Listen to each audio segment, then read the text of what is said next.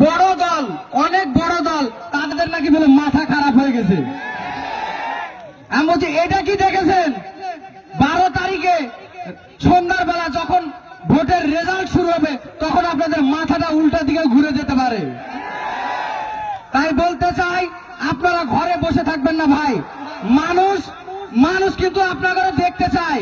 আপনারা ঘরে ঘরে যান ভাই। আপনাদের ভোট দেওয়ার জন্য মানুষ উৎসাহিত হয়ে আছে, কিন্তু আপনারা ঘরে ঘরে পৌঁছাতে পারছে না।